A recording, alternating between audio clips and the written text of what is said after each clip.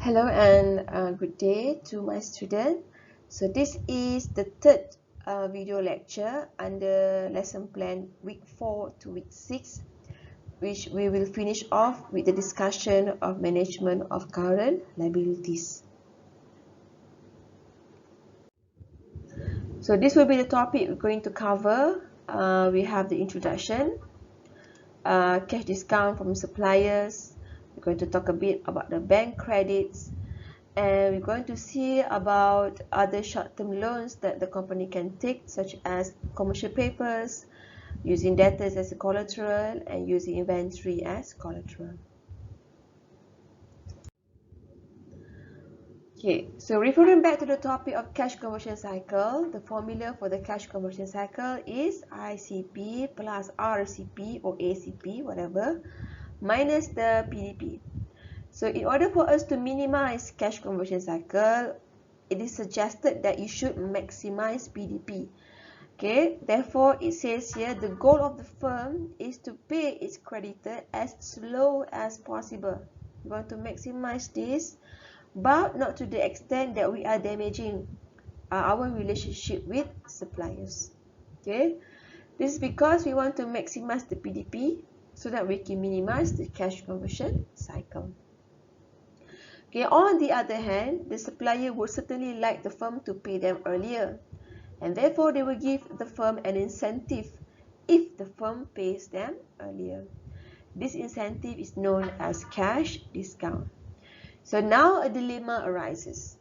Should the company forego or ignore the cash discount and proceed to pay on the last day of the credit, or should the company take up the cash discount and pay early?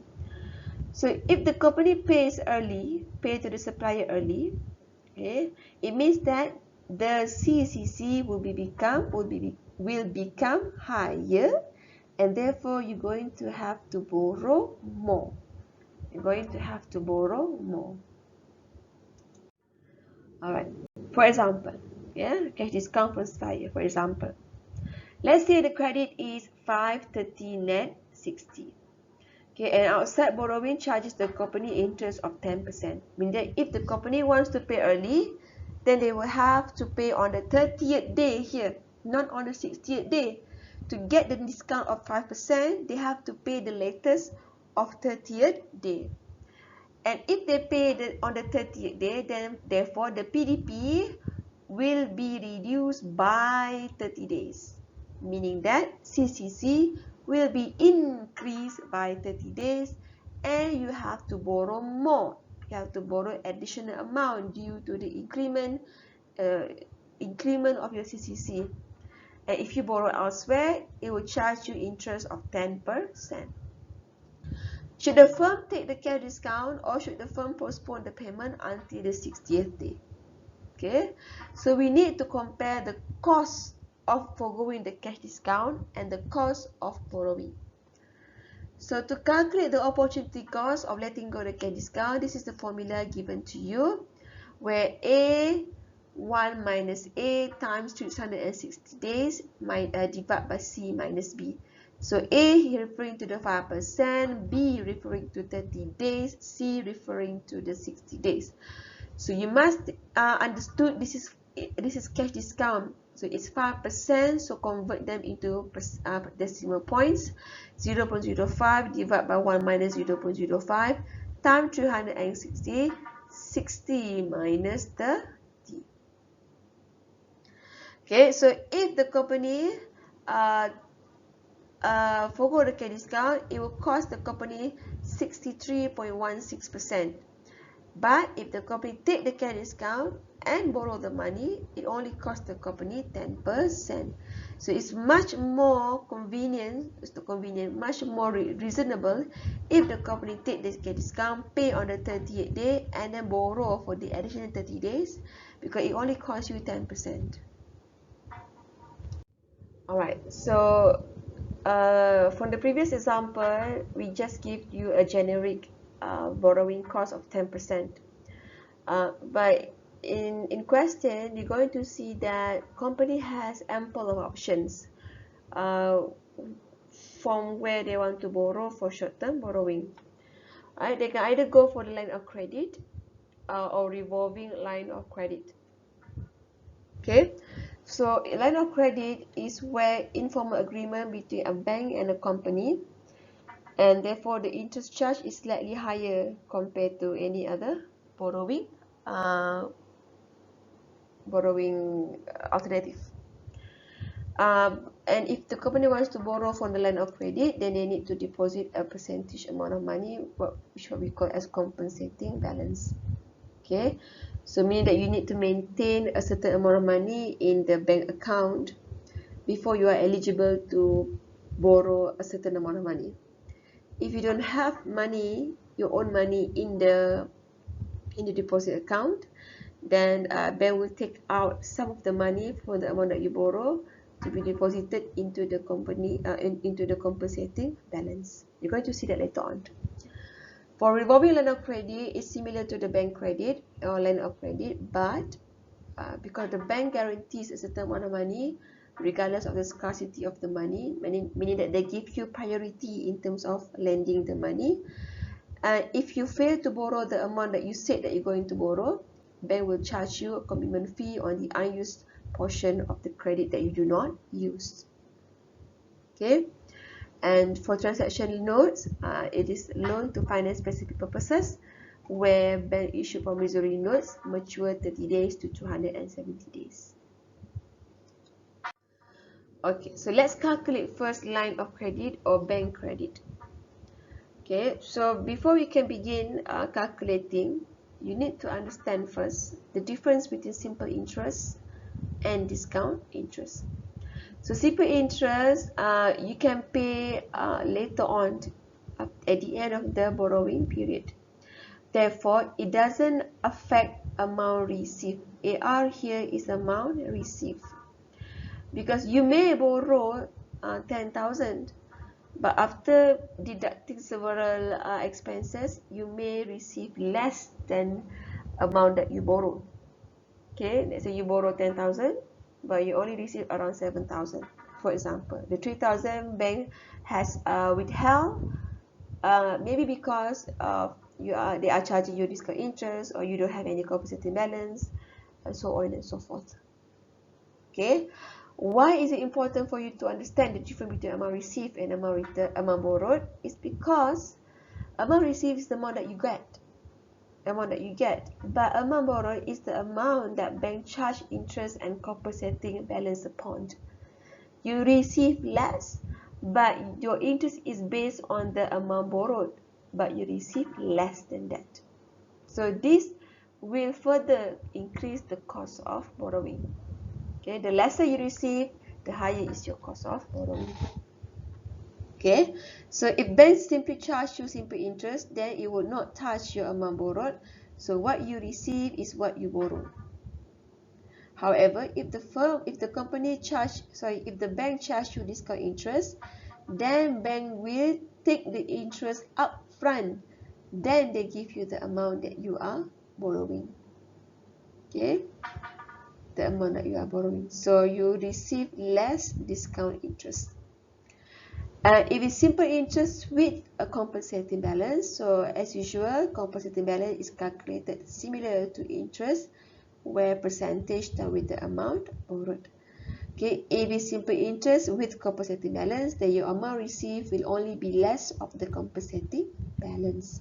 However, if the bank charge you discount interest and they ask you to maintain certain amount of money in terms of compensating balance, you're going to see your amount received will be less of discount interest and compensating balance. So you see that amount received is getting lesser and lesser. Okay, so this is assuming that you do not have money at all in the bank. Okay, however, let's say bank asks you to maintain 5,000 ringgit, and currently in the bank you only have 1,000 ringgit. Okay, so bank will only deduct 4,000 from the amount borrowed, because you already have 1,000 here, amount needed 5,000, you already have 1,000. Therefore, the account balance will reduce compensating balance from 5,000 becomes 4,000. Okay, so if we open the bracket, it becomes amount received equals to amount borrowed minus compensating balance plus with the account balance. Alright, similar to discount interest, compensating balance, and account balance, this is the equation that you need to use. Okay, so in the question later on, you're going to see a certain word used by the question. For example, if the firm simply wishes to borrow, the question used the word wishes to borrow or wants to borrow. Okay, then it doesn't matter whether the company is receiving less than what they want to borrow or not. Okay, they doesn't care if they receive less. Then if they wishes to borrow 10,000, the 10,000 becomes amount borrowed. Because even if they receive less than 10,000, they don't care because they simply wishes to borrow. However, if the question used the word needs to borrow or require to borrow, then the amount 10,000 becomes amount received because the firm cannot receive less than the amount they want to receive. Okay, so it becomes amount received. Then you need to find out amount borrowed. Okay, borrowed. So let's see some questions for further understanding. Alright, so this is the tutorial taken from the past year question from June 2019, question 2C. So Mulia Berhad needs 750,000. I need you to look at the verb needs here. So if the question used the word needs, then 750,000 becomes amount received. Amount received. Okay, to finance the investment in operating cycles. The firm is considering three alternatives for financing. First, they can either forego the cash discount with the term 28 net 55. Okay, meaning that they don't want to borrow anywhere. They simply want to wait until 55 days, then pay off their supplier. Number two, they can pay on the 8th day, but instead they have to borrow from line credit of 1 million for KIMB Bank at an interest rate of 8% and a commitment fee of 3% on the unused balance. Okay, unused balance. So this is a revolving line of credit. Okay, where we have the commitment fee. Yeah. The third alternative is to borrow from Bank Masyarakat at 10% discounted rate. See the word discount rate here. 15% compensating balance will be required. Okay, so we need to calculate the cost. Number 1, number 2, number 3, and then we choose the one with the lowest cost. Okay, forgo the cash discount, you use the formula here, the opportunity cost formula. We should get that 15.63%. This is the cost if the company forgo the cash discount and pay on the 55 days. Okay, for the second alternative, which is a line of credit, amount available given to you is 1 million, but you only borrow 750,000, which means you have an unused portion of 250,000. So the interest is charged upon the amount that you borrowed, whereas commitment fee is charged upon the unused portion of the line of credit. So your total cost here becomes 67,500 ringgit. So divide by amount borrowed or amount received, 750,000. The cost borrowing from KIMB Bank is 9%. Alright. For third alternative, you come up with first with the equation. AR, amount received, equals to amount borrowed minus discount interest minus compensating balance. So since I told you needs must be, this is amount received, so you put 750,000 under the amount received.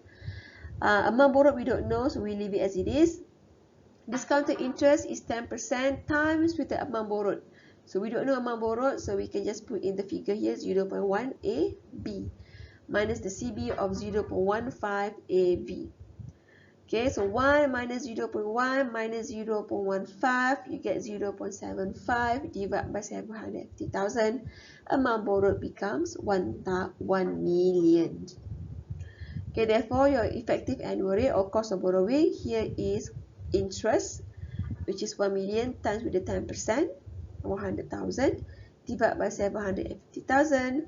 The cost is 13.33%, and you can see the lowest cost here is alternative 2. So the conclusion should be choose line of credit due to the lowest cost. Okay, so now we take another look at another type of question here. This is taken from December 2018, question 2C. Okay, Shazwi Sundarbaha is experiencing cash flow problem and is unable to take up cash discount offered from the credit term 350 net 60. The amount needed to pay the trade creditor is 120,000. See the word needed here? Then 120,000 becomes amount received. So they can either forego the cash discount and pay on the 60th day, which will cost the company 24.74%. Or they can borrow, or they can pay on the 15th day and borrow from A1 Bank. A1 Bank offer a 6-month loan to alleviate the company's cash flow problems. The loan is offered at 12.5% discount loan. This is discounted interest with a compensating balance of 20%. Shazvi has a current account balance only 5,000 with A1 Bank, and thus compensating balance is insufficient for the loan. So take out first the equation to be used. Amount received equals to amount borrowed minus discounted interest minus compensating balance plus account balance here 5,000. So you put in the figure here, amount received to be 120,000 here, amount borrowed minus discount interest, which is 12.5%, so 0.12% times AB, but the borrowing is only for 6 months, so please prorate your interest. Okay, the prorate of the cost only happens for interest. Do not prorate the compensating balance. Never prorate the compensating balance. Never prorate the commitment fee. The proration is only happens for interest because the interest is for 1 year. 12.5% is the cost for 1 year. So if the borrowing is for 6 months, then the cost is half of that. Okay, so prorate the interest minus the CB 0.2 AB plus 5,000. So you get the AB to be at 155,932 ringgit. So you divide accordingly, cost divided by amount borrowed, amount received, cost divided by amount received. So 0.125 times with the amount borrowed, 155,000, times with the 6/12, because this is cost for 1 year, divided by amount received, 120,000, make it back into 1 year because we want to compare with the opportunity cost. This is cost for 1 year.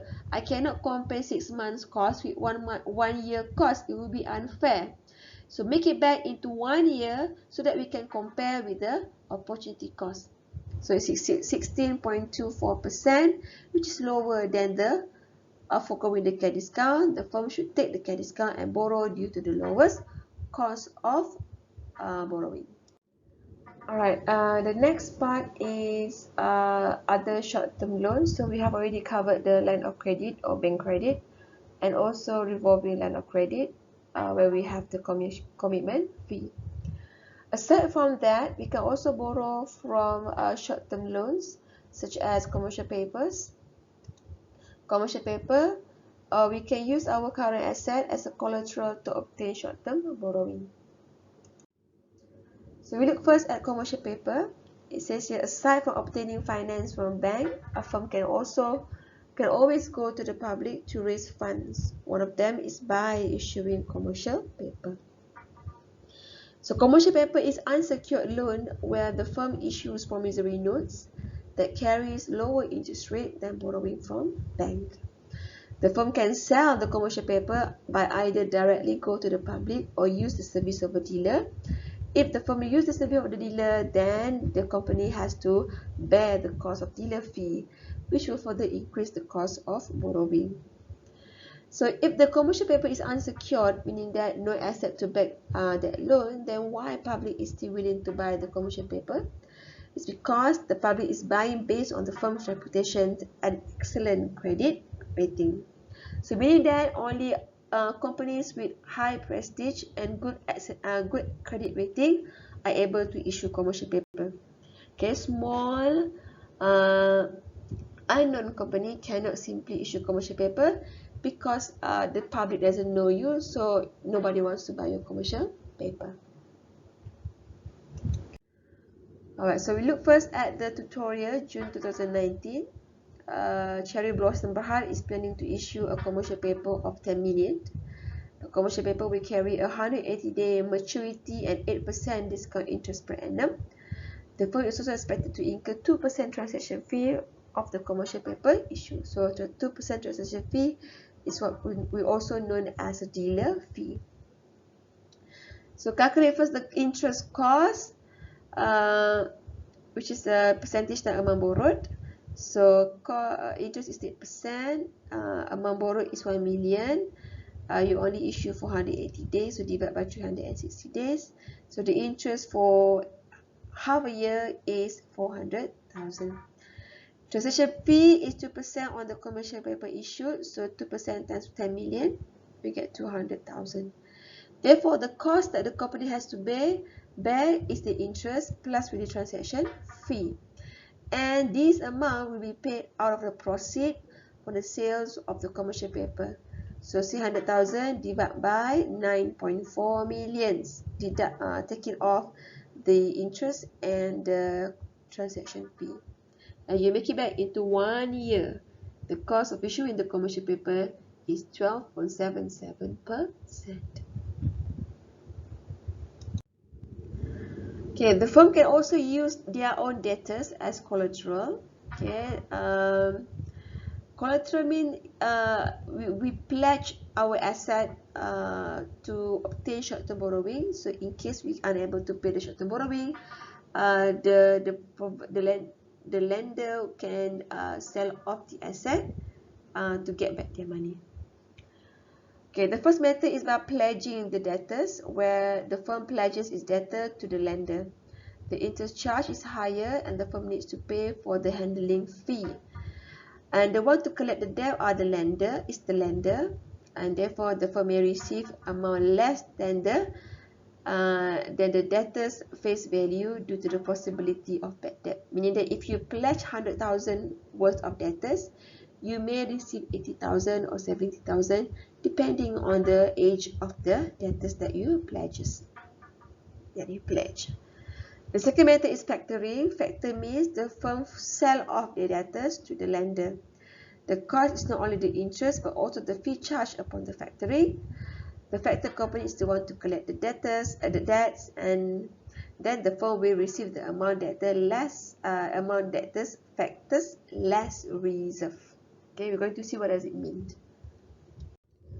Alright, let's do some tutorial. So this is taken from December 2018, question 2C. Husna Hijabista has factored 300,000 of his account receivable with 90-day credit term. The factor charges 1% fee, 6% interest, 6% reserve, and a monthly interest of 1.5% on advances. So they ask you to calculate the effective cost of credit. Okay, so first thing first, we need to calculate amount received. In order to calculate amount received, we need to calculate first the factor fee and the reserve. 1% times 300,000, 3,000, 6% times 300,000, 18,000. So amount received is not the 300,000, but instead you're only going to receive 279,000, and the interest is calculated based on the amount, on the residual amount. So this is a monthly interest, monthly interest. So if you times with the 279, this is the cost for 1 month. But the account receivable is 90-day credit term, so times with 3 months. Therefore, the interest is 12,555 ringgit. So when you calculate the effective annual rate, the cost that you have to bear is the factor fee and the interest. The reserve will be given back to you once the lender has collected all of the money from the debtors. Okay. Divide by amount received, which is 279,000. Make it back into 1 year. This is cost for 3 months. Remember? Make it back into 1 year, which is 22.3%. Okay, we can also use inventory as collateral. There are 4 types of agreement that the company can choose. The first one is floating lien. The word lien here means claim. Okay, claim, meaning that the lender has claim against all inventory. We do not identify which inventory that we have collateralized to the lender. And under floating lien, the borrower still maintain control, meaning that they can still buy and sell the inventory without the lender consent. Because of the lack of control, the lender will only give you less than 50% of the stock book value. Okay. If you go to the short-term mortgage, this is slightly different from the floating lien because the inventory has been identified and borrower cannot sell without the lender's consent. Because of the control that the lender has over the asset that they has as a collateral, the amount given is around 80 to 100% of the stock value. Okay, for field warehouse financing and terminal warehouse, both agreements are quite similar, where inventory are identified and separated under the third-party warehouse or under the public warehouse, away from the borrower's control. Okay, because of the control that the lender has over the asset, collateralized asset, therefore the amount given is quite high, around 75% to 90% of stock. Okay, so that's the end of chapter 6, management of current liability, and also concluded the lesson week 4 to week 6, which are the management of working capital. So thank you for your time and your patience and your attention. I'll see you next video.